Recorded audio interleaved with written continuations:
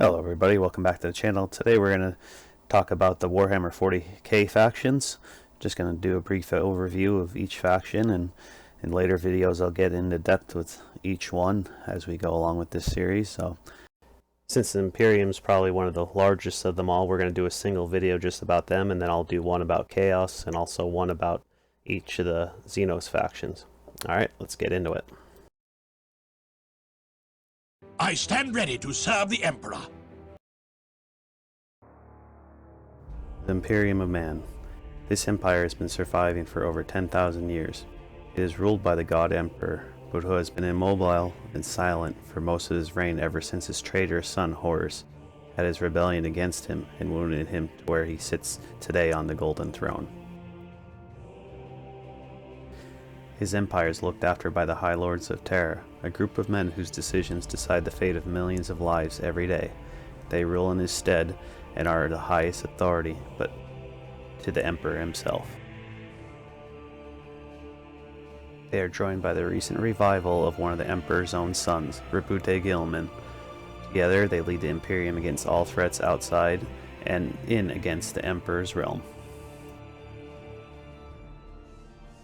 The realm is vast and crosses the whole galaxy, but there are many that wish to take it from the Imperium. It has been torn in half thanks to the forces of Chaos, who have opened up the Eye of Terror, a vast warp rift that is open in space. This great rift is called the Cicatrix Maledictum. One half of the Imperium in the northern region is called Imperium Nihilus, a realm that the Emperor's psychic might cannot reach, and leaves it in darkness. The other is Imperium Sanctus, the region that still has the capability to see the Emperor's power. The Imperium has taken a mighty blow, but is not yet on its knees, for they have the vast armies of mortal men, a countless storm of troops that are willing to sacrifice themselves to save humanity. They are a legion with the might of tanks, airships, and troops that are ready to bring the Emperor's wrath onto all foes. They are the Astra Militarum, or better known as the Imperial Guard. For they are not alone either. They have the genetically altered superhumans, the Adeptus Astartes, or better known as the Space Marines. These Space Marines have almost impenetrable armor, the most high-tech weapons and elite training any human can ever get. They are bred from the most violent and strong of humanity, and will only stop once they are killed. Alongside the Imperium is the Cult Mechanicus of Mars, humans that are more machine than anything else. They are allies of the Imperium and the ones that create all the weapons, armor, tanks, air, and spacecraft to keep the Imperial war machine fighting. They also have their own vast army of warriors to help fight the wars of the Imperium. The Mechanicus also bring along their mighty creations that are so large that they blur the lines between a mountain and a building. These machines are called Titans.